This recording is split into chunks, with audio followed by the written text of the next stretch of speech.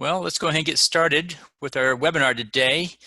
Welcome to 10 Capital's EDU E-Series. Today's topic is how to raise a venture capital fund. For those who don't know us, 10 Capital helps startups and investors connect for funding. We focus on early stage companies in the tech, healthcare, as well as consumer product goods space. If you're interested in learning more about this topic, we'll be glad to connect with you for this discussion. If you're interested in learning more about raising funding, please let us know and we'll set up a call to discuss with you further. Thank you for giving us your time today, and let's go ahead and begin.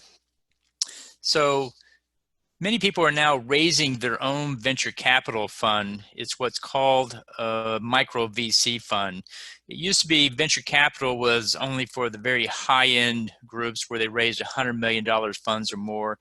They had to go to pension funds, institutions, and very large, what are called limited partners. These are investors who invest in VC funds. But today, people are now raising $10, $15, $25 million funds, sometimes $35 or $50 million funds, and those are called micro VC funds. And today's topic is how do you start your own micro VC fund? If you're a successful investor, you have a track record in deploying capital into startups, you have a shot at actually raising money from limited partners. There'll be more from family offices, high net worth individuals than institutions, but we'll show you how you go do that. And if you want to start your own venture capital fund, this is what you'll need to do.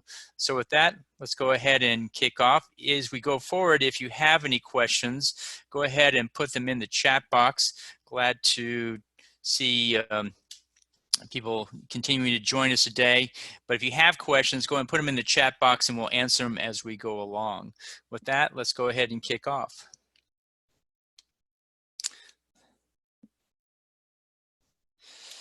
So the first question that comes up is, should you start your own venture fund? And so if you're a venture capital, angel investor, or crowdfunding, or any other, most forms of startup funding are best done through a fund model when done at a scale. So if you do one or two deals at a time, it's no problem to do them individually, but when you get to 30, 40, 50, it becomes an overwhelming process, and it becomes incumbent upon you to set up a fund structure to manage the deal flow, the diligence process, etc. A fund structure also provides diversification. It lets investors come in and be a part of every deal instead of just one or two deals. If you have experience finding and screening startups and a track record for investing, then you can start your own fund as well.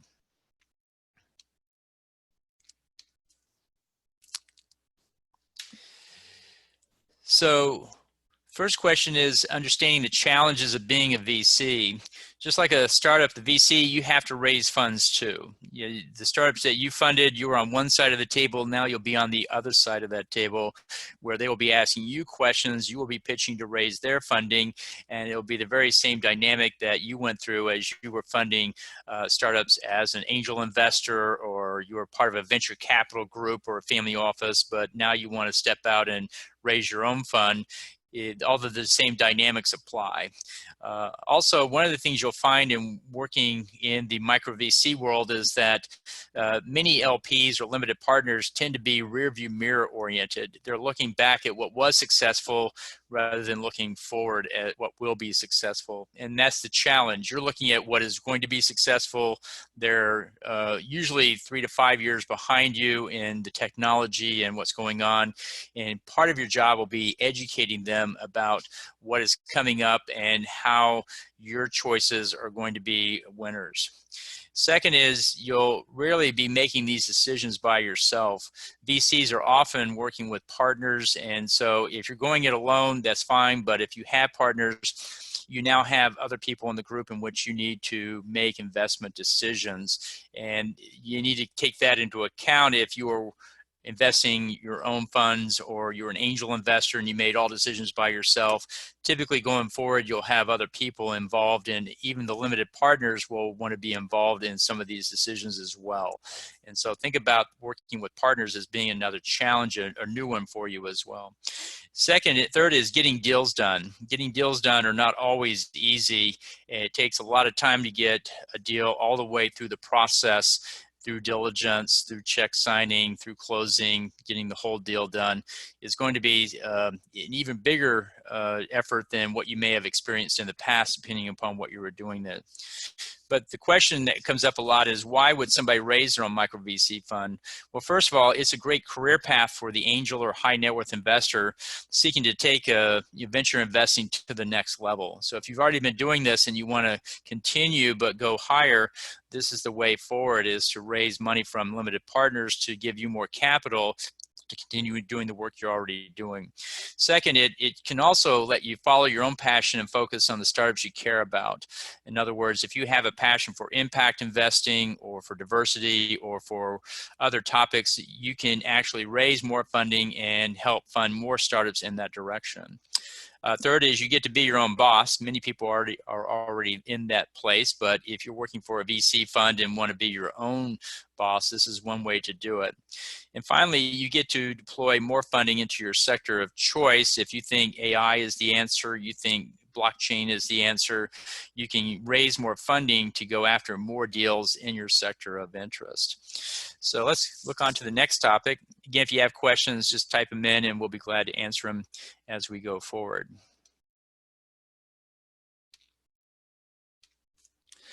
So currently today there are over 4,000 micro VC funds in the US alone. I'm defining micro VC as any venture capital fund that's less than $100 million. The traditional benchmark for venture capital was you had to raise at least $100 million, and you went to pension funds, you went to institutions, you went to various groups to go raise it. And so now the opportunities come up to raise money on a smaller scale, and we'll talk more about that here today. And most in the micro VC world are raising from family offices. You will find institutions require long track records of success and large fund sizes. Many of the pension funds have investment requirements that will not allow them to be more than 20% of a fund. And if you're at a $25 million and they have a minimum investment of $20 million, they're quickly past the 20% rule there. And those who are raising funds are, they've ran in the past, they ran sidecar angel funds, or they were an angel investor and they put their own money in and did that in that way. Or they were experienced VCs who have decided they want to follow their passion in a certain sector or group, and they want to go out and just raise their own fund to do that. So next step is, so when you go out to raise money for your venture capital fund, the first step is you have to develop an investment thesis. How will you deploy capital and why will it be successful are the questions you have to answer. And then you have to build out an investment prospectus. In this, you outline all of the details regarding the track record, your access to deal flow, why it's unique and why the access is better than anybody else can get. You put in details such as the fund duration, how long is the life of the fund. We'll talk about standards here in a minute. Fee terms, what are the fees to participate?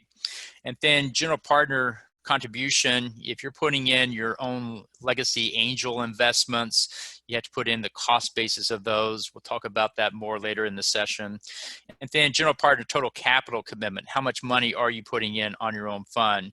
It looks very good if you can put some of your own money in to lead it.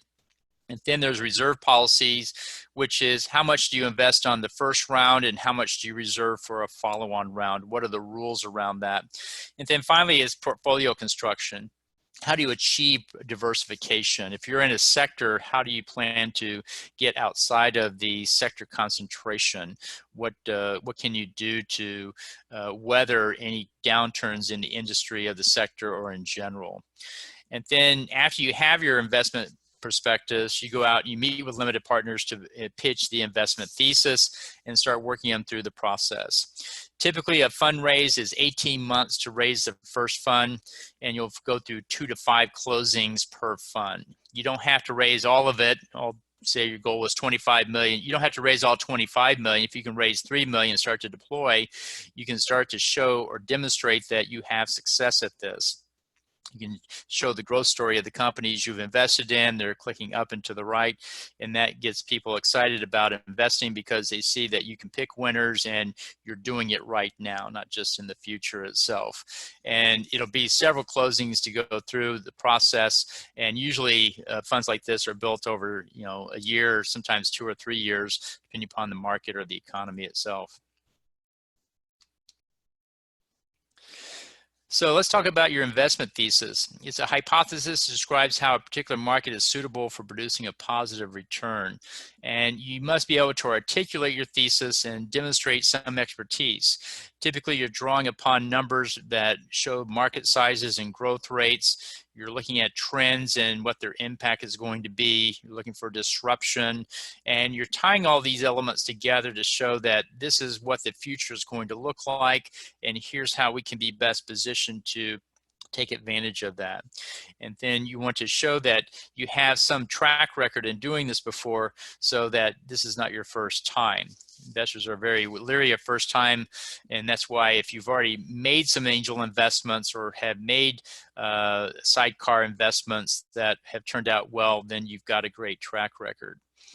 In your investment prospectus, you need to include all of the fees that the limited partners will pay and how the profits will be distributed. We'll talk more about the different models that will come up, but essentially, most fees are in the 2 to 2.5% range, and then profits are usually distributed after the initial investments returned back to the limited partners, and then you have carry after that. So these are some of the things to think about what you're going to use for yours. Here's a list of investors that you could target for your fund. Family offices, high net worth individuals are the main go-to. If your minimum investment is $250K and above, you're really talking about high net worth and family offices only. If it goes down to $100K as a minimum investment, you can actually engage angel investors into it. Foundations and pension funds and other will probably find it difficult to join, but if you're in the right sector, some foundations may join if their vision aligns with your thesis itself. The key to launching your fund is to secure an anchor investor who will allow you to use your name. Before you go out broad and wide, start canvassing for an investor that will actually put the initial money in. The challenge in fundraising is nobody wants to go first. So that's where you use your close connections, sometimes family and friends, to go and be that lead investor. So when others show up, there's already money in the deal. And then you want to use that to show that you have some traction and momentum behind the fundraise. Momentum is everything in a fundraise. And if you don't have anything, it's very hard. If you have something, it means a lot. And so what we're going to do today is talk about focusing on family offices and high net worth individuals.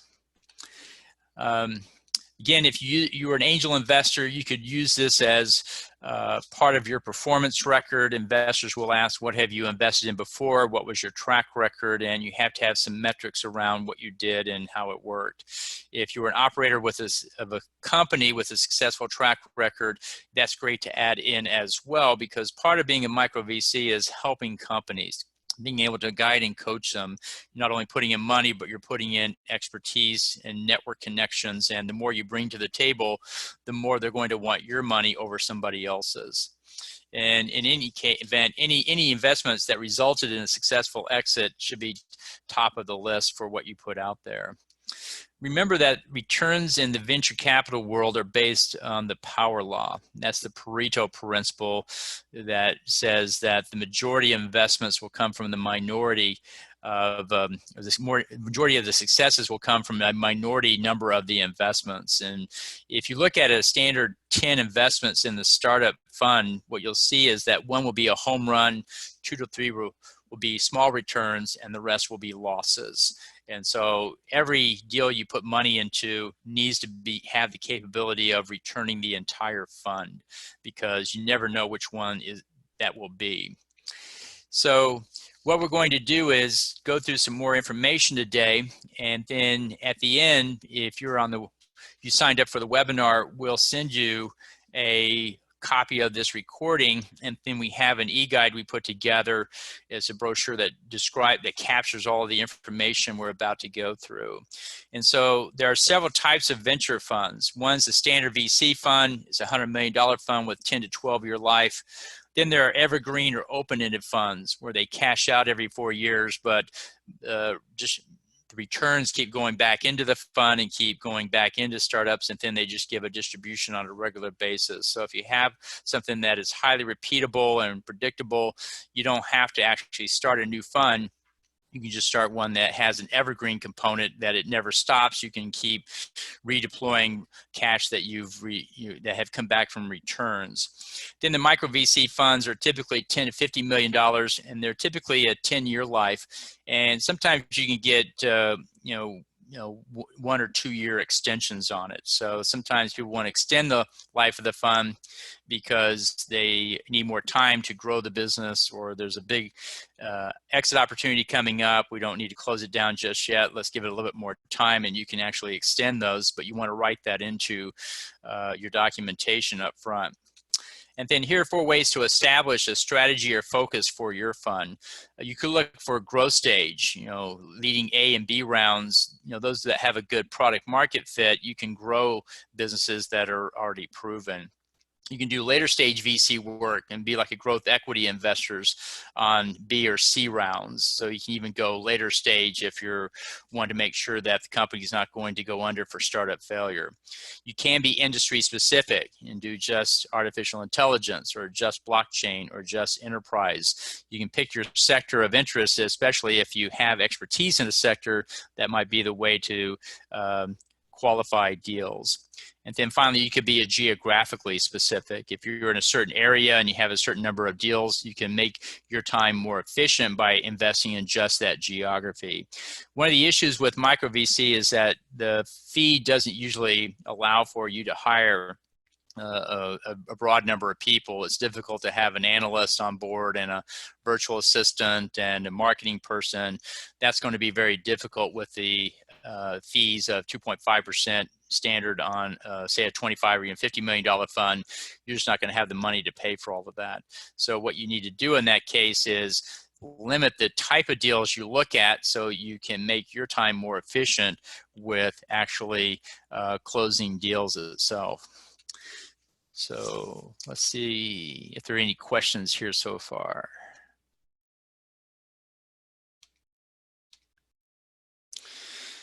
Okay, so one of the questions is, how often do people start a fund, close it, and then restart a second fund?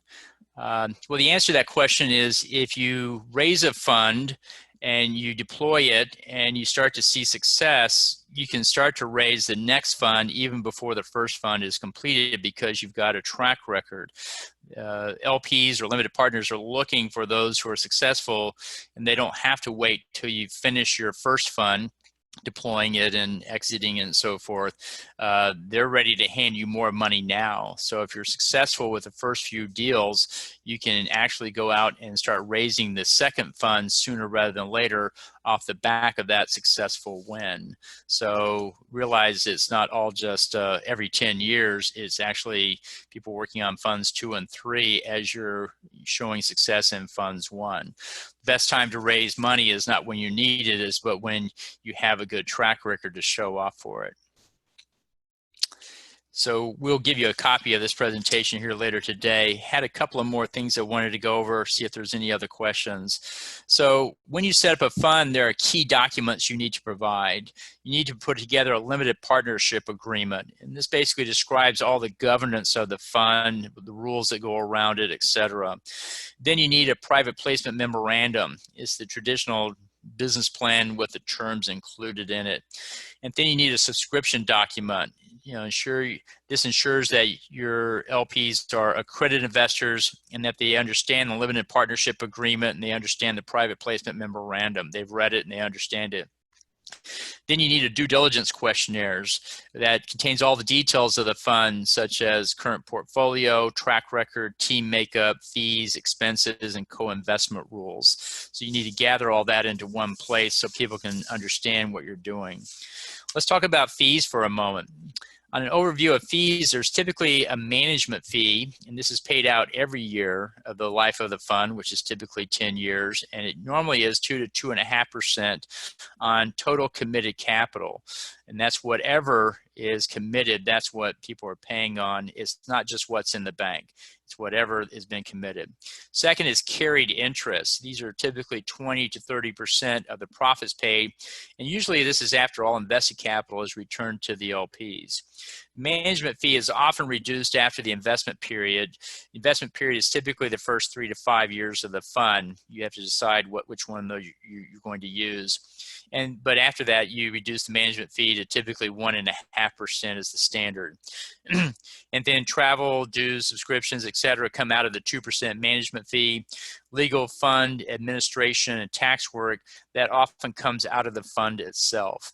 In the vast majority of cases, the model is exactly like that of a larger fund, with the exception that management fees can actually be higher, 2.5%, than it is for a micro VC fund. The first 5 to 7 years of the fund are often 20, 30%, and they get a carry after 1x return. So the terms are pretty similar to what you would see in a standard VC fund. The percent of funds going into a startup at a 2% fee over a 10-year life leaves 80% of the funds for raising and deploying into the startup. So if you're raising a $50 million fund, you have to subtract your fee out, and that's how much money you actually have to deploy into the startups. And then how is capital called from the LP investors? Capital is called 20% on closing and 20% yearly thereafter. If the LP cannot fulfill their agreement, then they can lose their profits, but this can vary. You have to decide what you want to do if they stop investing in the fund itself. And then what are typical returns to the LP investors? Well, typically home runs are 4 to 5x gross realized over the life of the fund. So if I put in $1 million, I'm expecting to get $4 to $5 million out over the life of that fund. And then most are looking for liquidity events starting in years 5, 6, and 7. After 10 years, or at the end of the fund without an extension, you have to start liquidating and returning what you can back to the investors. And how do you find investors for your VC fund?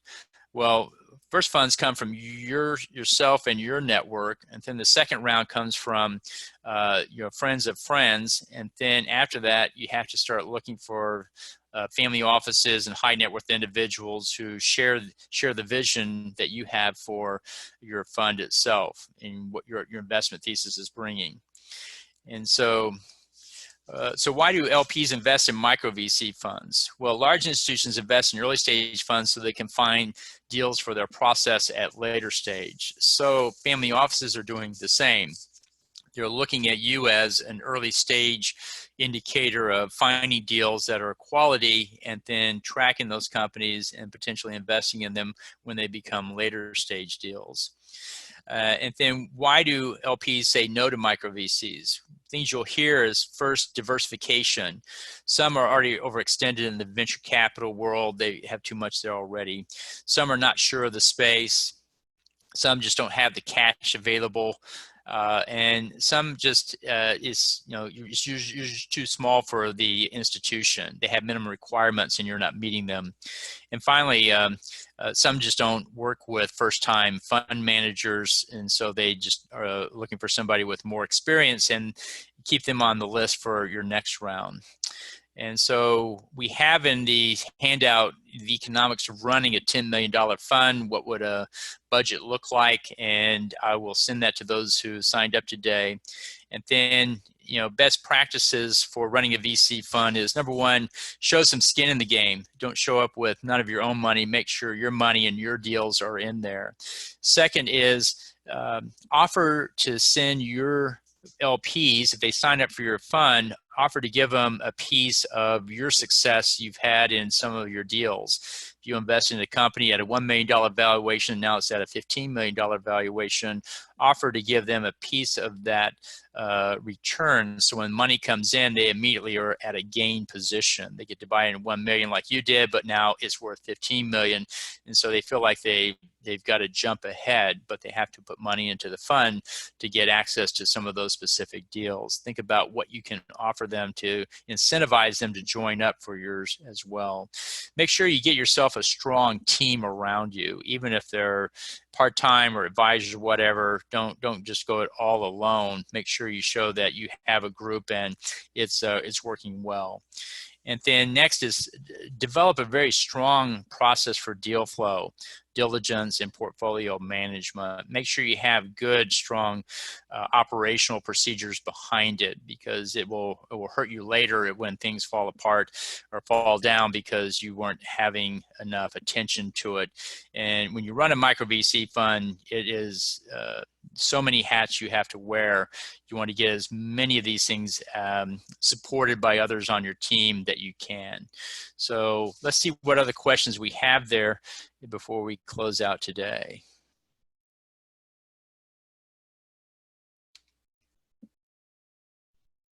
Okay. Where do you find family offices? Well, there are groups out there that are running events and networking groups around family offices. You can try those, but you'll find them to be fairly expensive. Networking is one of the best ways. Offering content and information that the investors find interesting is another way. Many of the VCs I know they do a lot of speeches and go to a lot of events and just a lot of in-person networking. Some online, but mostly in person is what they do. So you want to think about how you can get out and meet as many people who you know that knows other ones, because the vast majority is done by word of mouth and networking itself. If you're good at content publication, you might be able to develop some good content that shows you're a thought leader in the space, and you can also put out your investment thesis to see who has a similar interest as well. What other questions do we have here? Let's see. Am I limited to 2.5% on the management fee? No, you can set whatever management fee you want, but realize the investor is going to look very hard at that, because the standard is 2 to 2.5%. I've seen some go to 3, but I'm sure you have a lot of discussion about that, because realize that's a fee that's taken out every year for the next 10 years of the life of the fund. And so investors are going to look at that as your compensation should really be off the carry, or the majority of it, not off the fee. And so if you're taking too much off the fee, they're going to wonder about that, and that may be hard to sell. But you can test that with a few investors before you set it to see would they go for that before you commit to it. Once you commit to it, it's very hard to go back. And you're also building a business model around it, and that can be very hard to change as well. Let's see what other questions we have here. Let's see. How do I know who else is a micro VC? The best source for that is to go out onto Crunchbase. If you haven't checked it out, go to crunchbase.com, and you can do a fair number of searches without an account. For a few dollars, you can actually get an account and do more searches, and you can search on all micro VC funds in the US, and you can actually see what was been funded recently and what's been refunded, and you can actually do a fair amount of research on Crunchbase without spending a too much amount of time. And you can research those VC funds to see what their thesis is, what they look like, what their website looks like.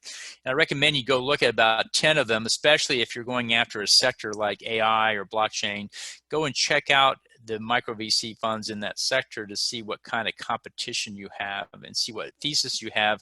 One of the things that LPs will be looking for is a unique investment thesis. You come in with a thesis that just about everyone else has. For example, I want recurring revenue SaaS businesses with high CAC LTV ratios. There's no shortage of investors for that. You're going to find it hard to find the good deals because everyone else is looking for the same ones. There'll be quite a queue, and you'll have to compete with them to get that business. So you want to make sure you have a unique investment thesis, and the LP is asking themselves, fundamentally, they're looking for funds that can help them when two things are happening. Number one, they don't fully understand the space. And we saw that with blockchain a few years ago. It's a very complicated technology, a very nascent ecosystem, and a very noisy environment. It was just hard to figure out what was going on and all of that. So people would just put their money into a fund.